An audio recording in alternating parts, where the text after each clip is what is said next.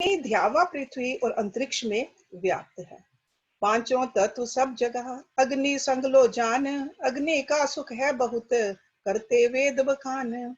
ऊर्जा नाम है दूसरा, अग्नि की ही मीत, आधुनिक काल की प्रगति अग्नि से ही चीत।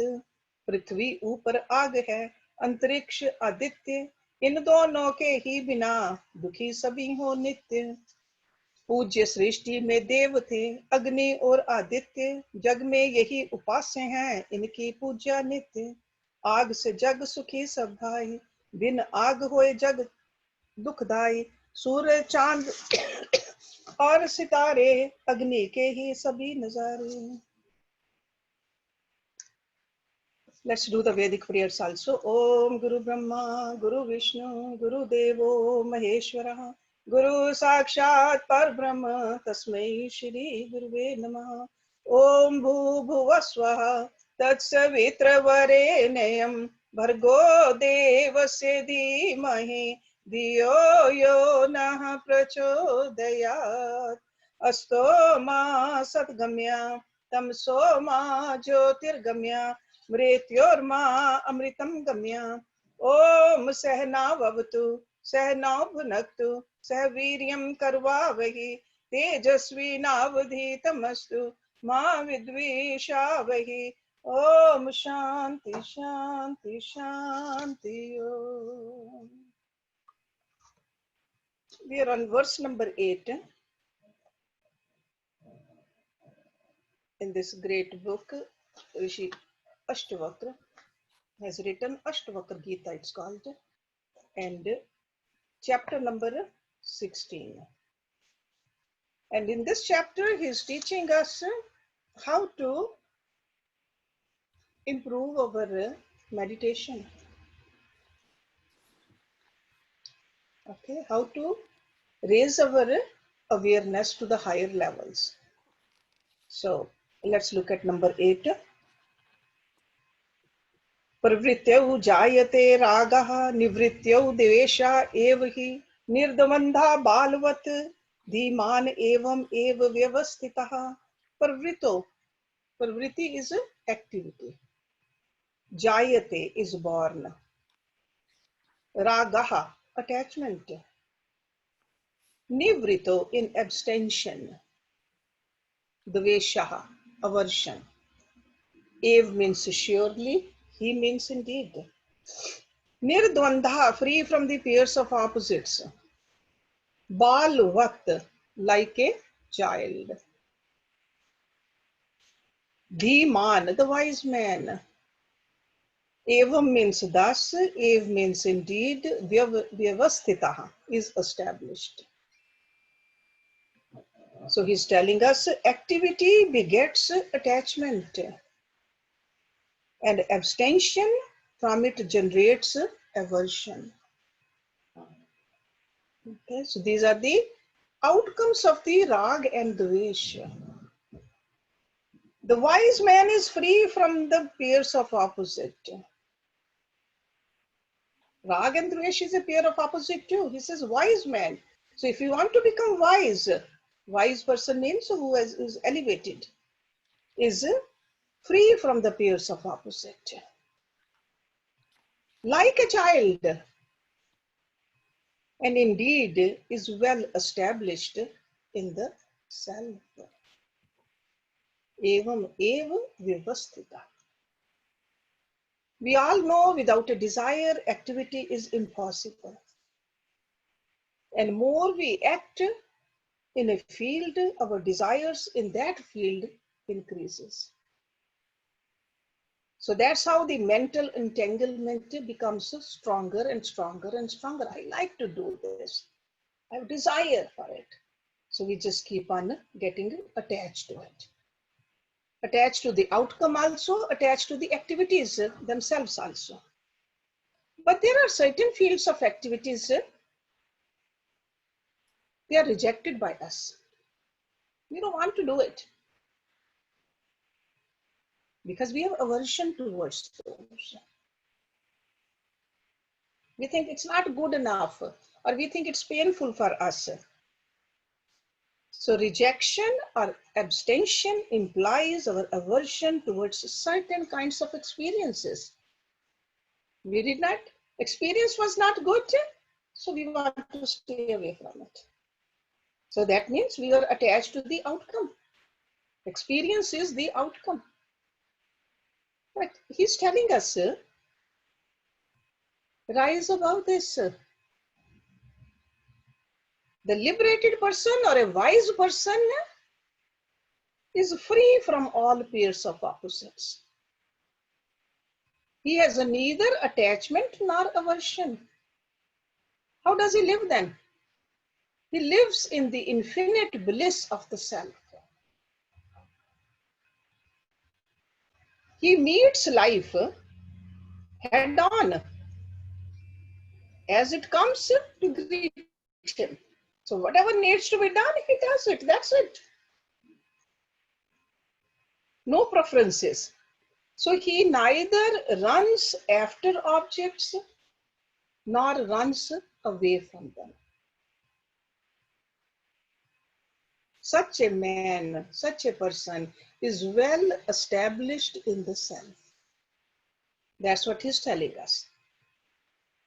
Because I told you this chapter is for a person who's already walking on this path but cannot reach to the heights. So he is giving us a lot of help over here.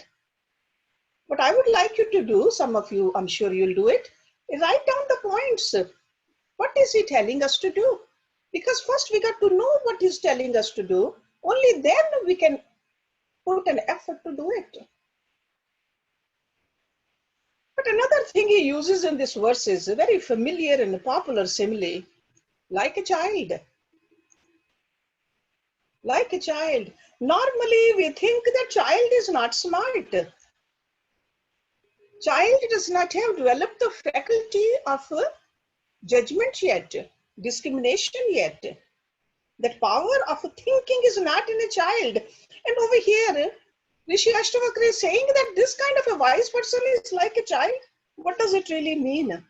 Why do scriptures, not only Rishi Astavakra, we have seen this simile used by other philosophers also.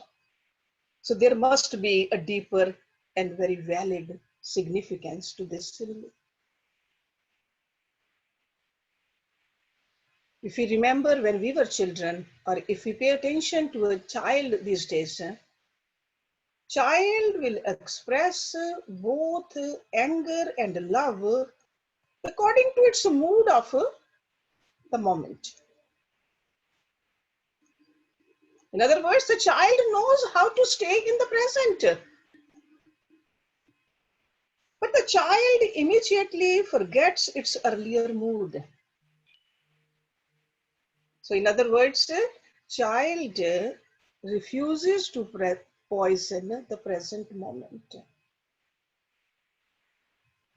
Child does not bring the past into the present, or he does not fancy about the future and poison the present. So that's why a wise man, like a child, meets every moment afresh. Never allows the memories of the past to muddy his present. Nor does a wise man break the harmony of the present with the anxiety about the future. So we got to look at ourselves. What are we doing? When we go for a walk, a simple task like that, where is our mind? Watch your mind. Is it thinking about what happened all day? Or is it worried about what I'm going to do when I go back home? Or can it stay in the present while walking? We all know that when we were children, how did we walk? Freely. Kicking if any pebble was there. Enjoying that moment. Can we walk like that now? Start from a very simple task. You don't really need a high level of intellect when you're walking. Live in the moment when we are walking. That's why a few years ago we used to do walking meditation at the ashram ground. When you're walking, meditate. So moment to moment, he lives happily, but dynamically. Okay, dynamism is in that wise person, and boldly facing his circumstances around him and his mood within. Full control over the mind, the moods, and the full energy into the actions which he is supposed to do. So in this sense, we understand why these great yogis have said that wise man is like a child. Okay, like a child. Let me read this again. Activity begets attachment. Abstention from it generates aversion. The wise man is free from pairs of opposite. That means he's free from both.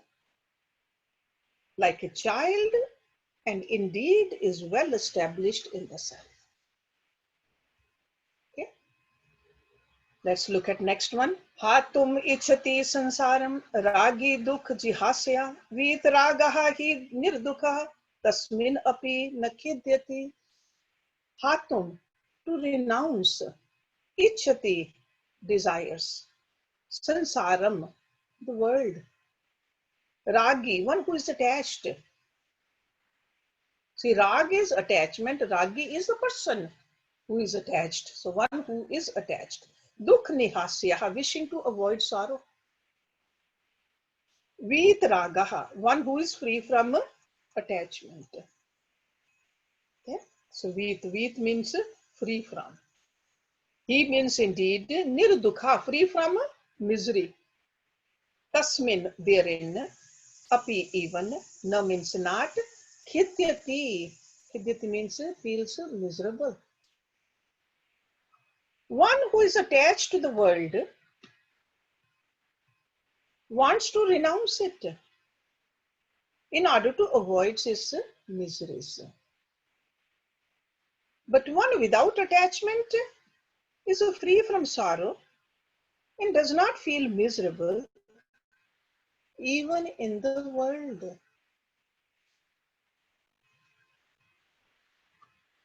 Okay, generally, people think that this world is full of suffering. Even common saying, Nanak dukhiya sab sansar. Everybody is miserable. But the world is constituted of the inert matter. That's why the outside world or the objects outside, and again objects means everything, can really never bring any misery or joy to us. It's inert. Things cannot make us suffer and things cannot give us joy. If the objects had that power, then the same amount of suffering should be given to everybody and same amount of joy also.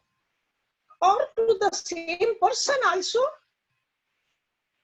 The first piece of laddu should give us that some pleasure, but 20th laddu should give us the same pleasure too. But we know that it doesn't. So that joy or the misery is not in the object. So where is it? It's in our mind. Okay. So to a smoker, there is a joy in a cigarette. To a non-smoker, there is a suffering. So it's the human mind's valuation which demands and craves, which lend the power to the objects. Even the inert objects, and we say, no, there's a happiness in that object, or there's a sorrow in that object, but everything is in the mind. So when a man of perfection, a wise person, has no demand, no desires, no attachment. What happens to this kind of a person? He lives in the perfect detachment. Then there's an extra freedom in the mind. The mind which was losing all the energy into likes and the dislikes, attachment and the aversion, there's a freedom to that kind of a mind. And with that kind of a freedom, you can really go to the upper states of your meditation. Because remember, he is teaching us how to become a better meditator. Okay, so the world around us does not have the power. Our mind gives the power to them. When our mind is empty of this monstrous ego sense, we can live in our own inner happiness. Under all conditions, under all circumstances. And that's why Rishi Astavakra keep on saying that a wise man abiding in himself is unattached to the world of objects and beings. Beings also. So this kind of a person cannot be miserable even in the hellish condition.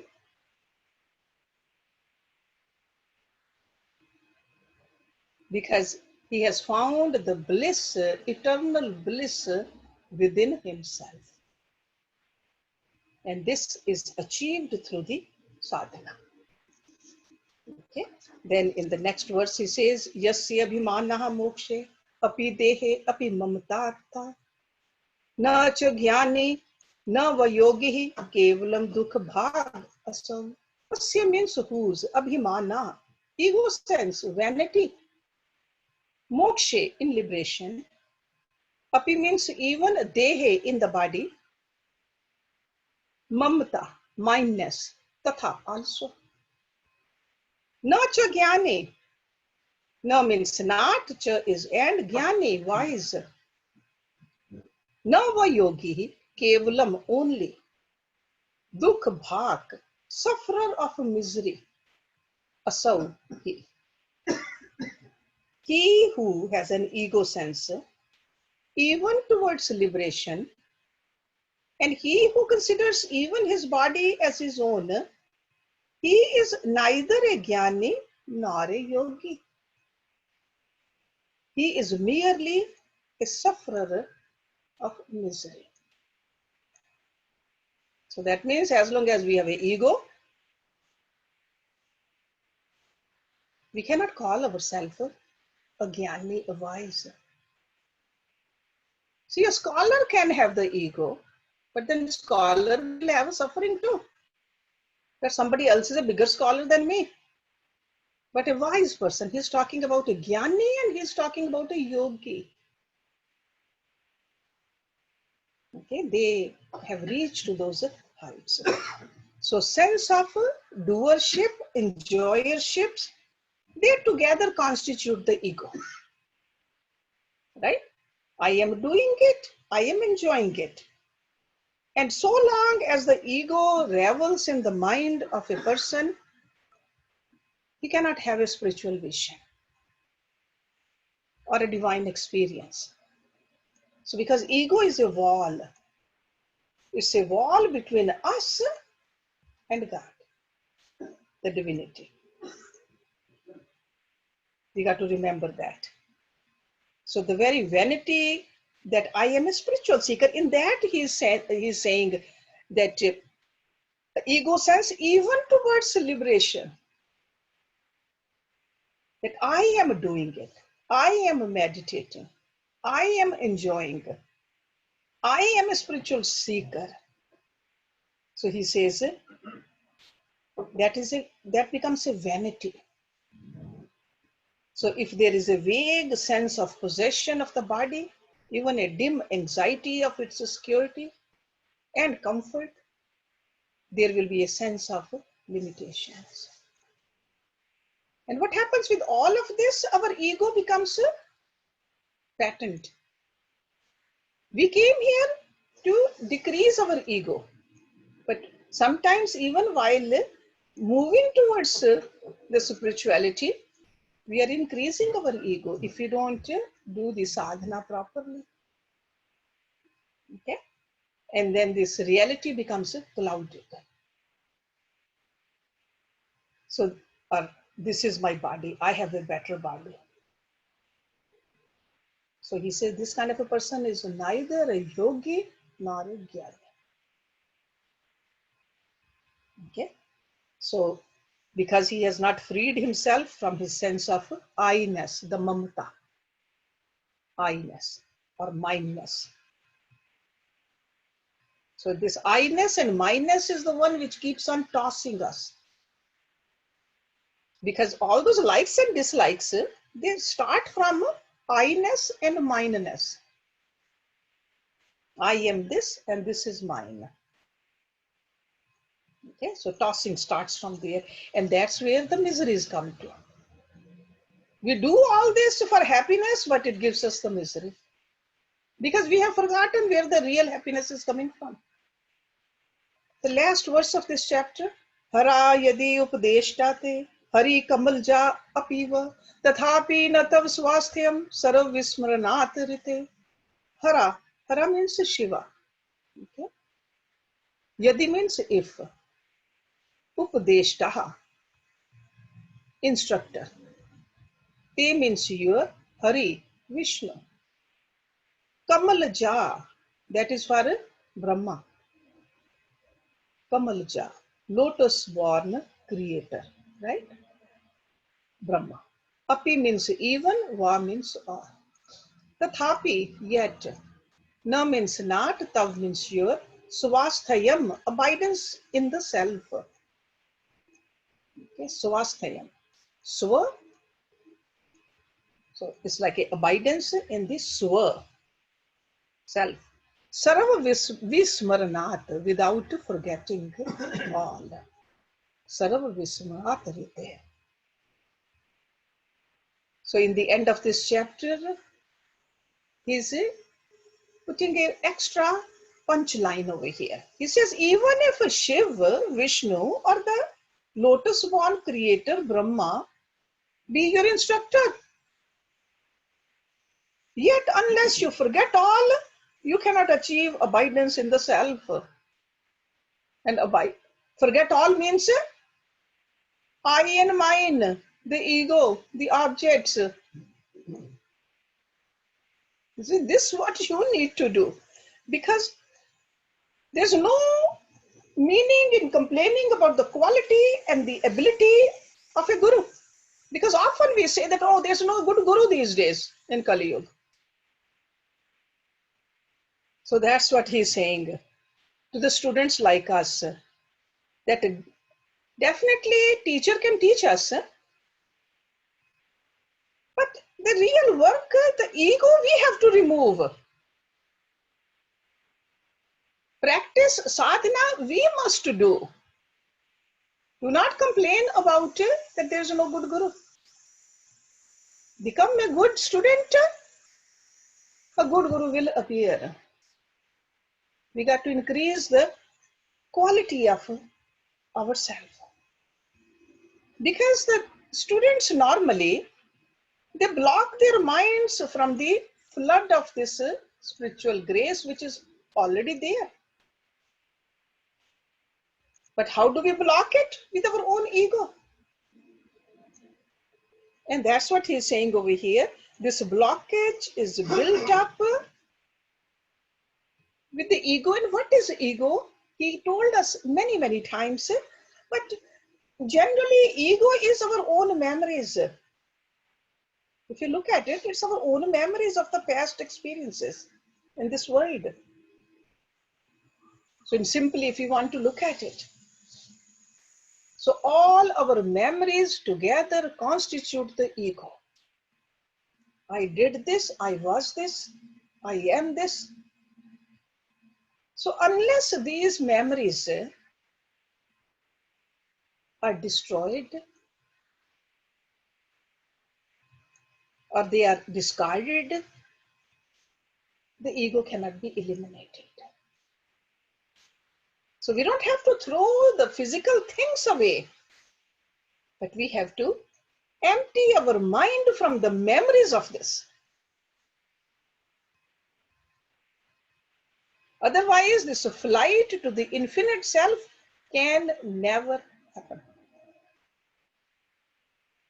This burden doesn't let us fly. So that's why, to emphasize this idea, this great Rishi is explaining that even if you get direct instructions and guidance from the Trinity themselves,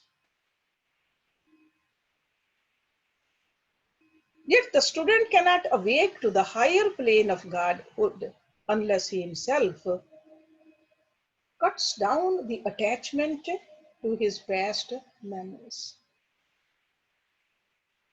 Okay, very beautiful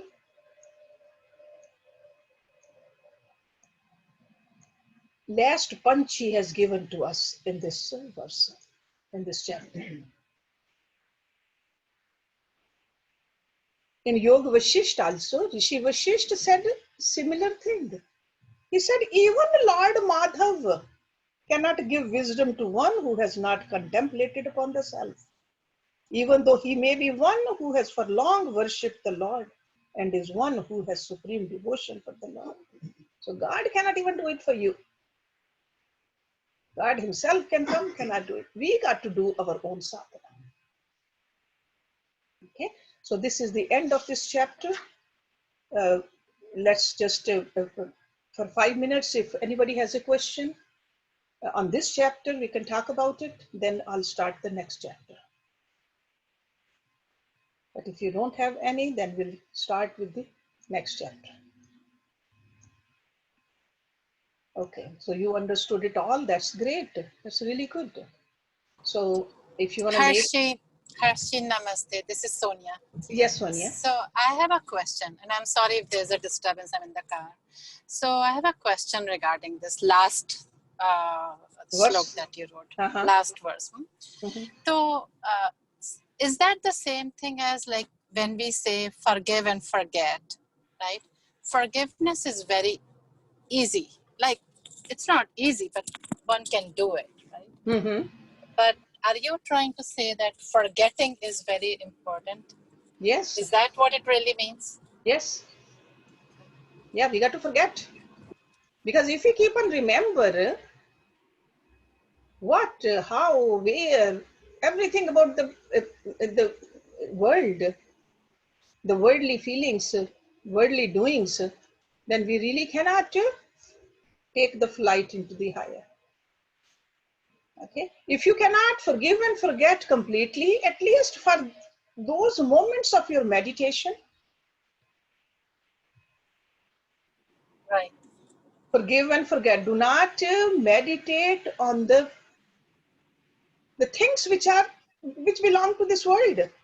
Okay, so it's mostly with the meditation. Yeah, during the meditation, start from there, then extend it. Pretty soon you will realize that, hey, I feel much happier, and that's how we all want to feel happy all the time, because that's our real nature.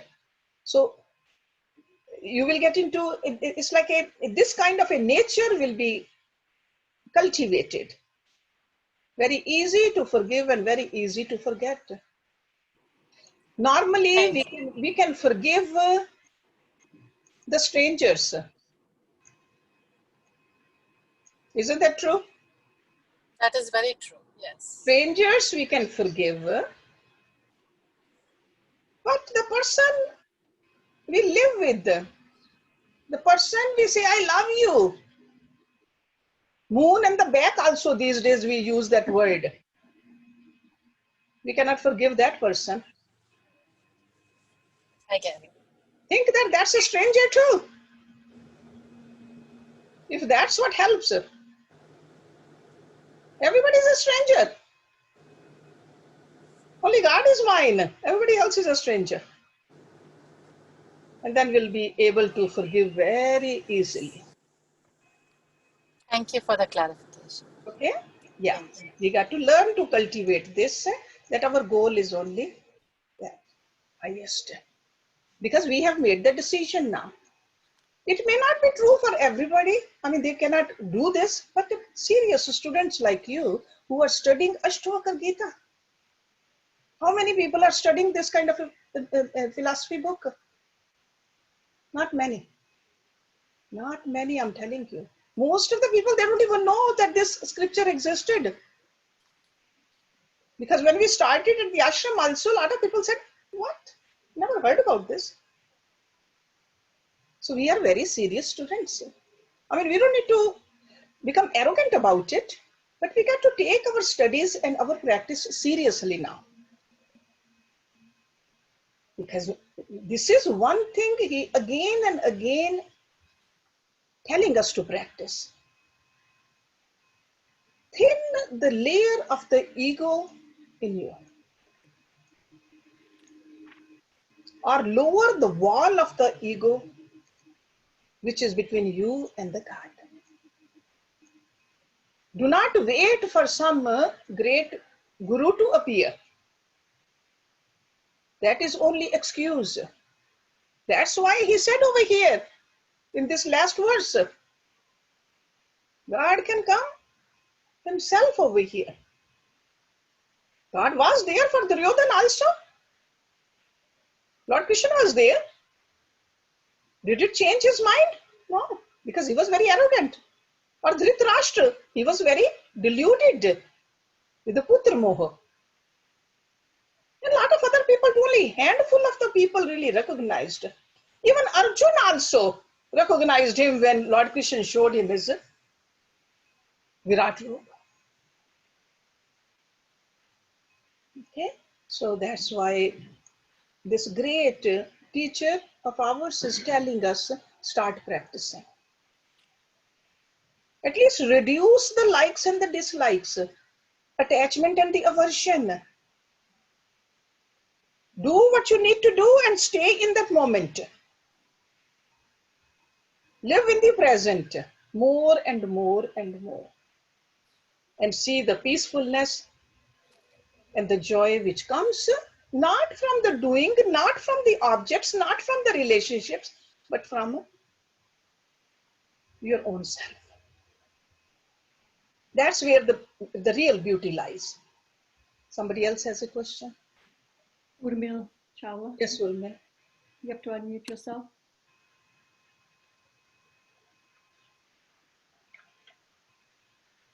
Urmil, unmute yourself, please. Unmute. Only you said you do not have to wait for someone else. No God, no guru can help you with the self-realization, but only you have to work on having no ego. Mm-hmm. And you have to live in the moment. Now, we put on hold guru and the God, and we now work only on the ego. Ego is the sum total of self-esteem, memories, blockages. Yes. Now, for that, below the guru is who? A psychologist, a family member, only meditation, biofeedback. How do you get to forgive and forget completely, and then you work up? So now we have to only concentrate on ego and how to really, really, really dissolve all those things. As Sonia said, or Sonal, forgive and forget. Forgiving is still easy, but forgetting and zeroing out on memories is not easy. It's not easy, but it's not impossible either. Yes, but who is going to help us with that? Who's going to help? The guru is going to help. So guru or somebody else who works point for point with you, a person beats you up. Exactly. So guru can guide us. Guru can help us. That's why in the beginning of the class, I was mentioning to the students who came, always remember, Guru is watching. So Hersh, that's what I practice. Guru is watching me. Whether I am teaching or whether I am doing yoga, or whether I am praying, or whether I'm cooking, whether I'm walking, there is a guru watching. See, when we were in college at the master's level, we had a class, 50 people, 100 people in the class, and we studied whatever. But then once a week, we met with the teacher, the professor, to really understand what we didn't understand.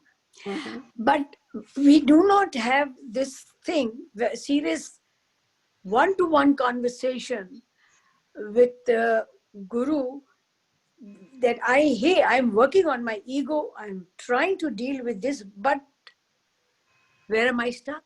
So Yeah. where does that hard hitting comes from? Hard hitting definitely comes from a guru also. It comes from the God also. Because not just the guru is watching, God is watching us too. When we become serious about improving ourselves, we will see that hard hitting happens when we are more aware. Okay? God wants us to come to Him. It's not that God wants us to just keep on going in this life and death cycle. No. God is waiting with His arms open to embrace us. We got to do our part. Okay? So when we become serious, Guru appears also, and God also is seen to us. Okay? So should we move? So Hersh, this is Sonia. Yes, Sonia. So you know how Urmilji said about forgetting is difficult, right? But at the same time, I feel that forgetting is really associated with your experiences, right? Mm-hmm. So in order to not have those bad experiences again, sometimes you feel you don't want to forget that because that will prohibit you from next bad experience. Isn't it true? No, that is true for a worldly person. We are talking about a very high level of a spiritual person right now. He doesn't consider anything bad. He is not running away from the aversions or the bad or the dislikes, and he is not running towards the likes. He is not evaluating the worldly experiences. He just looks at whatever is I got to do because I'm in that situation. I live in the present and move on. See, whenever we say that I don't want to make a mistake, that means we are attached to the fruits. He is not attached to the fruit. He is not even attached to the fruit of the liberation. So we are over here, we are really talking about a very advanced level of student. Okay? For the worldly things, definitely we need to look at our experiences. Hashti, Yes. can I say one word? That Sure. the minute you realize the impermanence that we were talking about, that how impermanent everything is and how constantly changing everything is, then you tend to forget, because whatever was, that has changed. You have changed. The person that you had the incident with, that has changed. So if you remember how impermanent it is much easier to forget. If you have that overview of this existence, how impermanent, you will forget much easier than you think. Yeah, that's right. That's right. So it's like a very high level of student again who can see this, because normally we are fixated on we want to control the impermanent or the temporary. We want to control it. Okay. So it's remember what he's talking about, a person who is near perfection. Near perfection, but not perfect yet, but needs to take that another leap up. So he says, do it this way. Okay. So remember that. So if nobody has a question, let's start the, oh. Pramila has a question. Urmila, okay. Pramila? You have to increase your volume.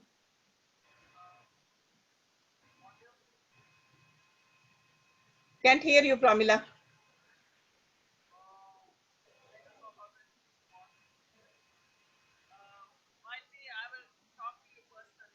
Jyoti, I can't hear her. She'll talk to you personally. Okay, all right. That's fine. Call me after the class, Pamela. Let's just, let me give you a introduction to the next chapter, chapter number 17, sorry, 17. And Astavakra ji is still talking. This chapter, there's almost a song about the aloneness of the self, which is called Kaivalya. The one blissful self envelops all. And in that state of bliss, anybody who is awakened will find that all the desires have ended. Because there's only one. We can have desires only when there are two. There's only one. Everywhere, just one. Kaivalya. Kaivalya means only.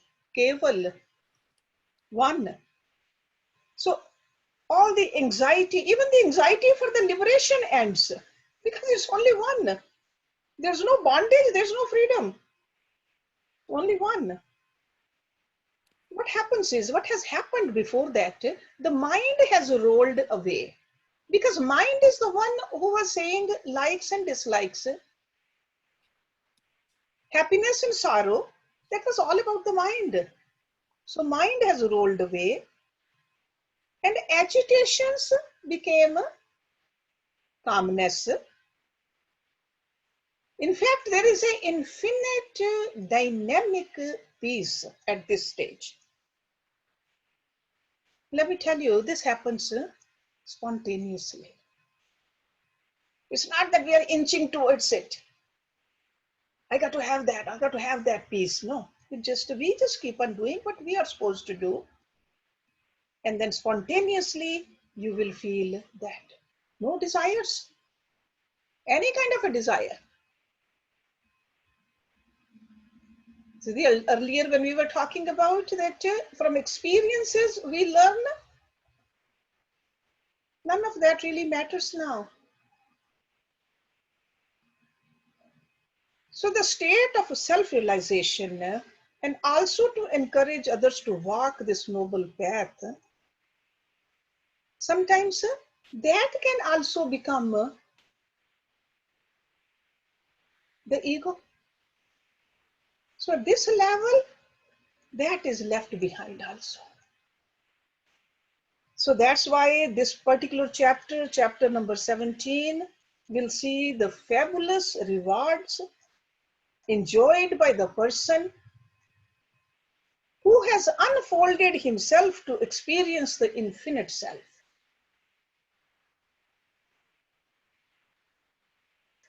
He is going to give us a complete picture, like a word picture which is made out of the words. It's called a word picture of the master of perfection,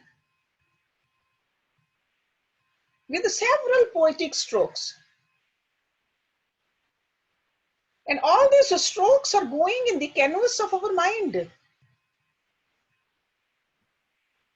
And we have to remember those also in our deep meditation. Because that's where we are going. That's where we are inching up to. Okay? So if we do what we were supposed to do, what he told us in the past few chapters, we'll see that the flight towards this infinite will take us towards this. And this is what this chapter is about. Aloneness of the self. Aloneness. It's not a loneliness. It's aloneness. Oneness.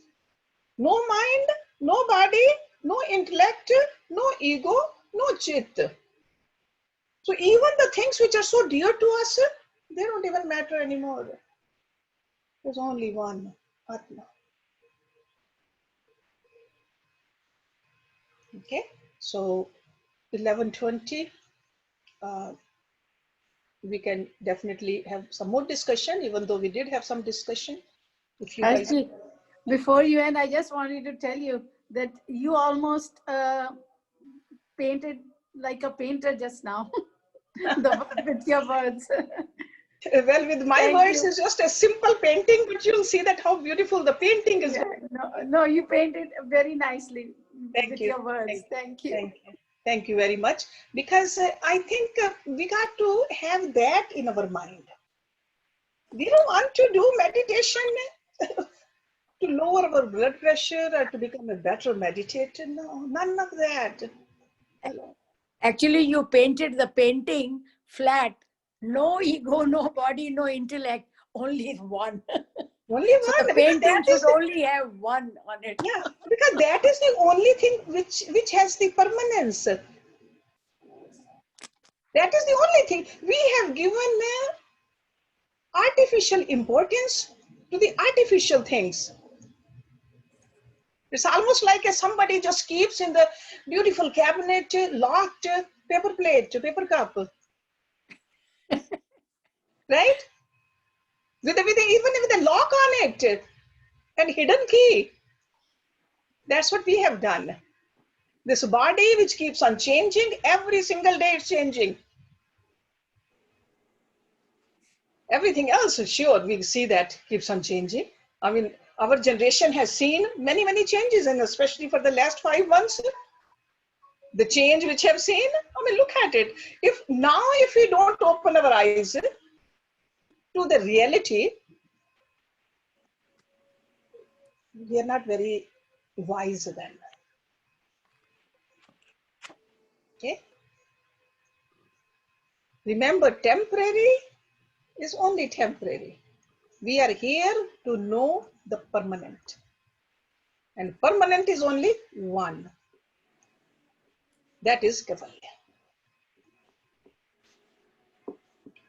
Anybody else? Let's look at one verse then if you don't have a question. So one verse of this chapter we'll do, and after that we'll, if somebody wants to sing, that will be good. Otherwise, I'll ask Manny to play some chanting. Okay. So let Jyoti know if you want to sing. Otherwise, Manny will play something. So again, Astavakra ji is saying, तेन ज्ञान फलम प्राप्तम योग अभ्यास फलम तथा तृप्तः स्वचे इंद्रियः नित्यम एकाकी रमते तु यः. तेन means by whom. ज्ञान फलम, fruit of knowledge. ज्ञान का फल. प्राप्तम, has gained.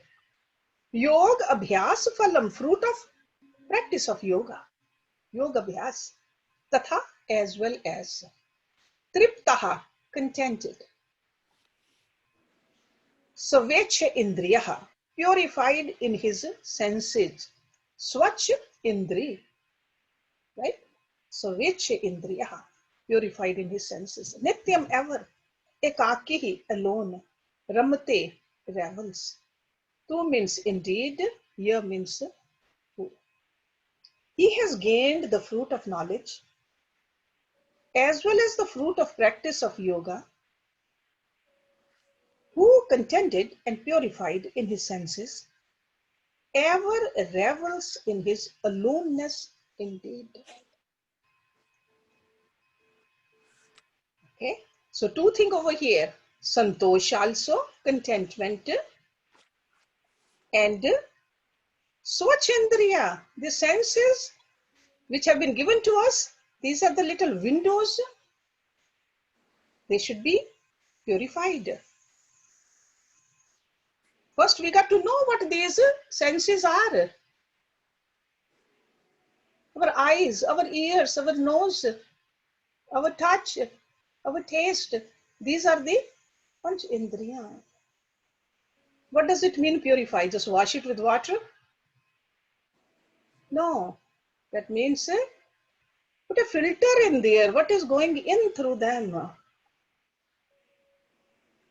Is it sattvic or not? Or I keep on putting the garbage in there. Otherwise, garbage in and garbage out. Swachendriya. When we were doing the Yoga Sutras, last time in Oakbrook class, we went into a great elaboration about this senses. And I told the students that make sure that you work on one indriya at a time. Don't think that you can control all 5 of them at the same time. What is that popular saying? Ek sadhe, sab sadhe. Sab sadhe, sab sadhe, sab jaye. So work on one at a time and see how, what do you gain out of it. So if you want to purify your eyes, work on your eyes for a week or so. From my eyes, I'm not going to see anything which is going to pollute my mind. Ek sadhe, sab sadhe. Okay, so contentment also. He's talking about Tripta and the Swach Indri. So he says he has gained the fruit of knowledge as well as the fruit of practice of yoga, who is contented and purified in his senses, who has worked on that. See, this is the abhyas we need to do. Sometimes we think that yoga abhyas is only about learning how to do the Shirshasana or the Sarvangasana or the Padmasana. Those are very easy to do. This is what we need to work on more so. Okay, so contentment and purification. And then revel in the aloneness.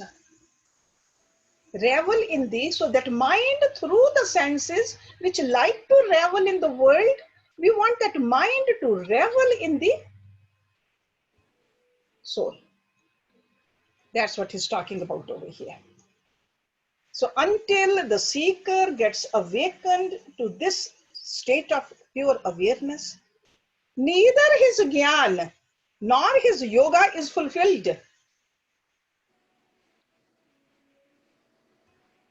So seeking is fulfilled only in gaining the sought, right? Otherwise, seeking is not fulfilled. From here, if we want to go to Lake Michigan, that is my goal, that is sought by me, and I'm seeking for it. I keep on driving, but until I reach there, the seeking is not fulfilled. Because I could be diverted this way or that way, some mall or some movie theater. That seeking is not fulfilled. So in that sense, he is telling us that you got to, with that contentment, with the purification in the senses, make sure that you absorb in that aloneness.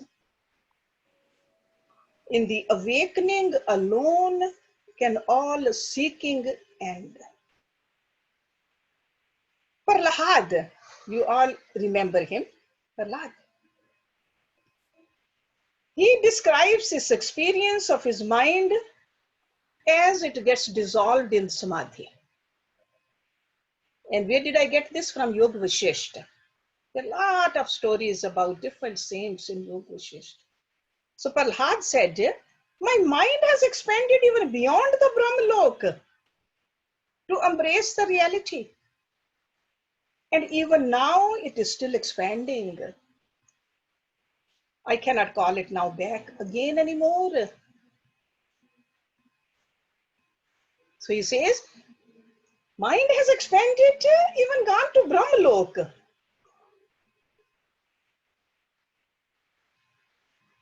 But remember, even at this moment, Prahlad is still a sansari. He is aware of his mind, that my mind has expanded. He still claims that he is a mind. So that means there's an ego in him, even at that time.